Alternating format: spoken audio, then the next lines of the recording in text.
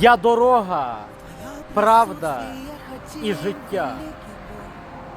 Ці слова каже Христос до кожної людини, яка живе на цій землі. Тільки ці слова, тільки ця дорога, тільки ця правда може кожну людину привести до Отця, до Бога живого.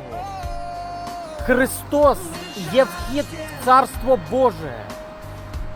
Хай благословить тебе Христос, хай благословіння Христове буде в тобі, щоб ти знав Господа Христа, щоб ти знав і розумів, що тільки з Ним є Царство Боже, тільки з Ним життя вічне, і тільки Він Спаситель.